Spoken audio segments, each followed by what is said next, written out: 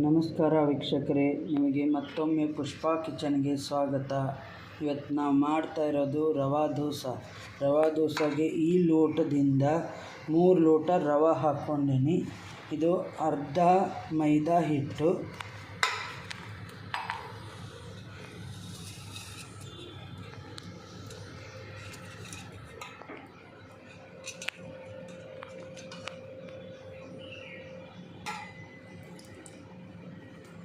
ಇದರಿಂದ ಒಂದು ಅಥವಾ ಒಂದು 3 ಅಥವಾ 4 ಕಪ್ಪಷ್ಟು ಮೊಸರು ತೊಗೊಂಡ್ರೆ ಸಾಕು.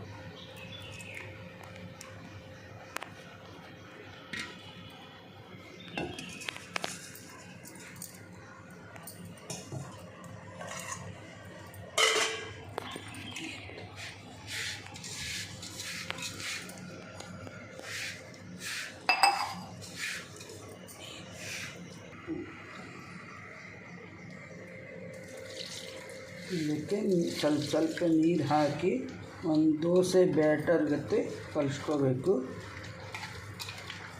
ಇದು ಎಲ್ಲೂ ಗಂಟಾಗ್ಲಾರ್ಗತೆನೇ ಕಲಿಸ್ಕೋಬೇಕು.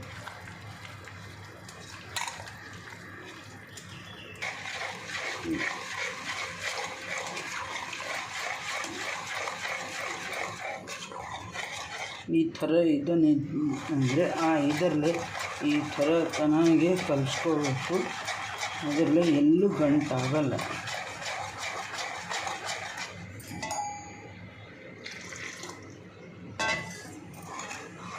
ಇದೆ ನೋಡಿ, ದೋಸೆ ಅದಕ್ಕೆ ರೆಡಿ ಆಗುತ್ತೆ. ಸ್ವಲ್ಪ ಒಂದು ಅರ್ಧ ಅವರೇ ನೆನಿಬೇಕು.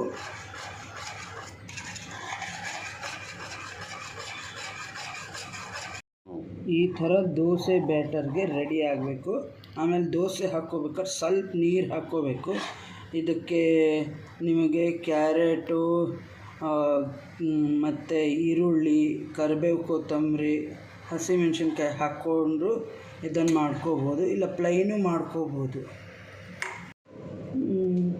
ಇದಕ್ಕೆ ನಾನು ಪ್ಲೈನ್ ರವೆ ದೋಸೆ ಮಾಡ್ತಾಯಿದ್ದೀನಿ. ಬರೀ ಜೀರಿಗೆ, ಉಪ್ಪು, ಸೋಡಾ ಅಷ್ಟೇ. ಸ್ಟಾರ್ಟ್. ಇದು ಉಪ್ಪು ರುಚಿಗೆ ತಕ್ಕಷ್ಟು,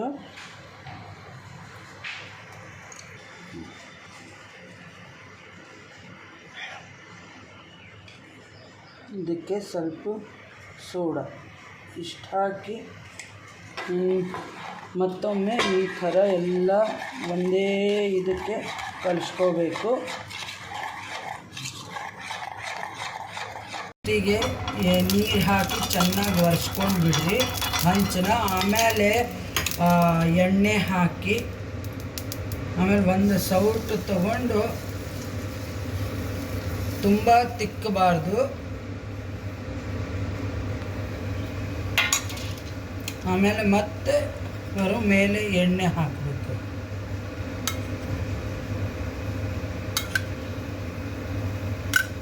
ರವೆ ದೋಸೆ ದಿಢೀರು ಮಾಡ್ಕೋಬೋದು, ಇಲ್ಲ ರವೆನ ಹಿಂದಿನ ದಿನ ಮೊಸರಲ್ಲಿ ಚೆನ್ನಾಗಿ ನೆನೆಸ್ಬಿಟ್ಟು ಮಾರನೇ ದಿನವೂ ಮಾಡ್ಕೋಬೋದು.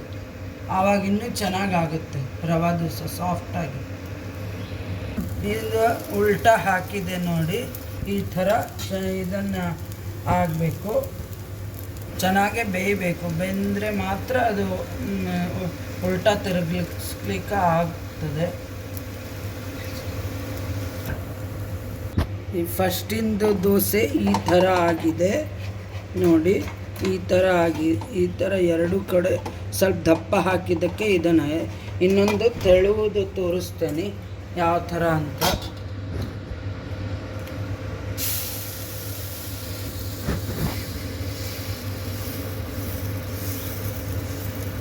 ಹೋಟ್ಲ ಥರ ತೆಳುವು ಹಾಕಿ ತೋರಿಸ್ತೇನೆ.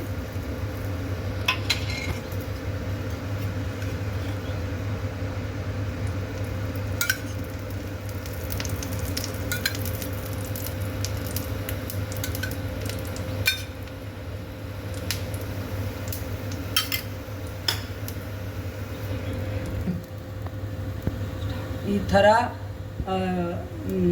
ಮೇಲ್ಭಾಗ ಬೆಂದಿದೆ, ತಿರುಗಿಸ್ಬೇಕು ನೋಡಿ. ಈ ಥರ ತೆಳುವಾಗಿ ಚೆನ್ನಾಗಿ ಬರುತ್ತೆ.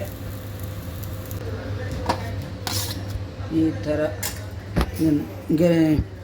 ಇನ್ನೂ ಒಂದು ಸ್ವಲ್ಪ ಹೊತ್ತು ಬಿಟ್ಟರೆ ಗರಿ ಗರಿ ಆಗುತ್ತೆ.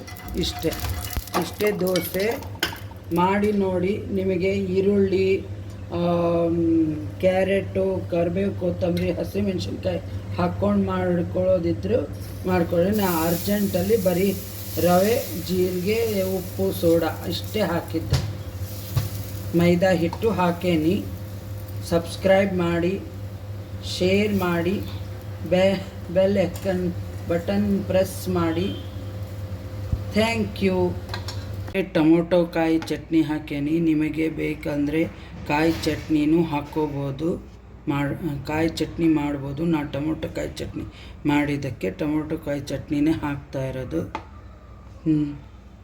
Thank you.